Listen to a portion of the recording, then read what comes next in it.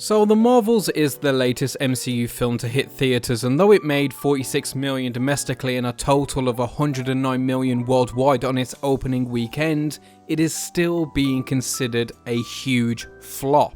In fact, it's the worst opening to a Marvel movie to date and had a 78% drop on the second weekend, which is also the worst in superhero history. The silver lining to this is that this is still the biggest opening weekend for a black female director ever, so congrats to Nia DaCosta, because unironically, that is a great achievement. And also, this film did look pretty decent, and she's clearly just using the MCU as a stepping stone to get bigger projects, which I respect, and yeah, I wish her all the best, as do I all those involved with this film, which includes the 3 lead actresses who are all wonderful actors that deserve more than this slop machine. Because look, any film that nets 109 million worldwide on its opening weekend should not be considered a flop.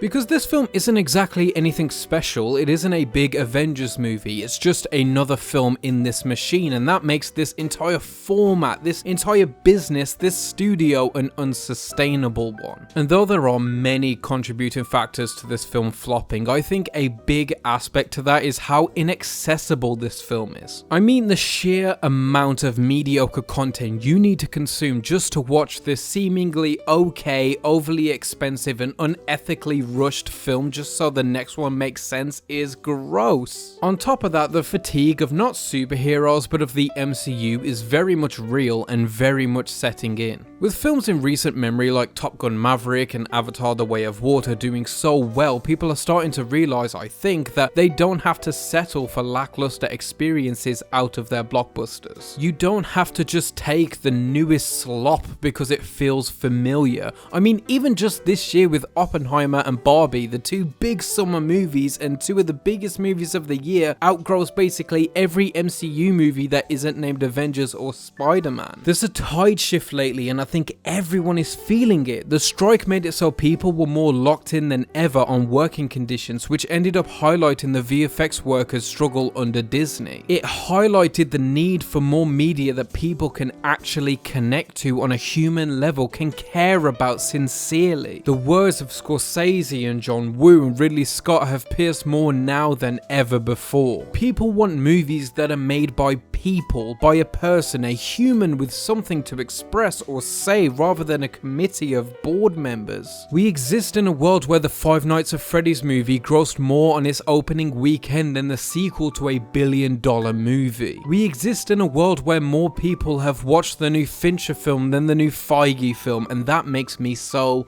gleeful. And though I think The Marvels is a sad movie to signify the downfall of the MCU, given that these ladies are being used as the scapegoats, I'm glad to see it failing so tremendously, because the industry is, like I said, not sustainable like this. Blockbusters these days have to make outrageous money just to break even. It's an awful machine, not to mention the frequency of these projects. I'm very glad that audiences in general are waking up to this realization. They don't just need to shovel in whatever is given to them. They can choose to consume content worth their time. They can have big action movies and actually have them be good, or they can go to the cinema and watch the new Scorsese. They can flock to the cinema and have Barbie make $1 billion, and more surprisingly, a 3-hour slow burn biopic on the man who fathered the atomic bomb make just shy of $1 billion in the same period. It's a very exciting time to love movies, and a more exciting time to hate Marvel. Which I should say, I don't. I grew up with the Infinity Saga. I saw Endgame opening night and again the night after. I saw Infinity War 3 times. I watched every film as they came out. I even saw the first Ant-Man opening night. I adored the MCU, and seeing what it has become has genuinely broke my heart. I'm not going to be one of those people who thinks they're above the MCU and always has been. I grew up with it, and I wish this franchise could have legs to run forever and work as well as it did, but that's just not how it's panning out. And though I have no doubts they will continue running on fumes, eventually it's gonna break down and collapse if they don't fix up right away. There was a decent Variety article recently about this subject I suggest you read, but in essence it covers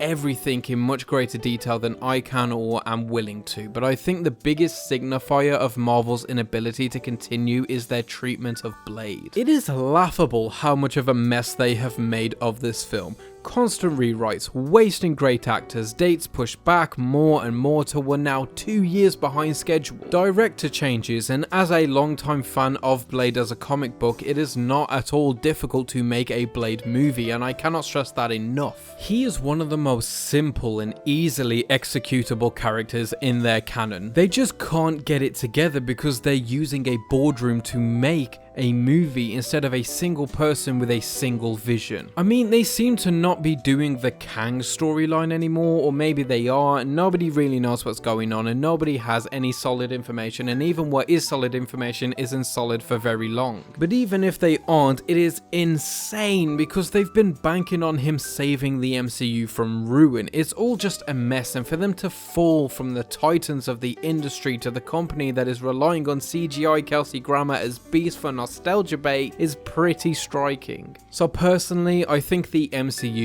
is undoubtedly in the mud and will likely not make it much longer before the plug is pulled or drastic measures are taken. I think the real conversation is, after the age of the MCU or the superhero movie, what will take over? Will it be video game adaptations, considering the second most successful movie of this year was Mario, which made over $1 billion, Five Nights at Freddy's in the horror genre dominated its box office, a Zelda movie is in the works, and The Last of Us did ridiculously well both critically and in popularity. The general opinions on video game adaptations as a whole is changing, and my bet would be those taking over if something does at all. But that's just me. What do you guys think? Do you think the MCU is bound to fail? Do you think something will take over? If so, what? Or do you think the MCU will sustain? Let me know, and whether it's one from the extensive MCU canon or not. As always, keep watching movies.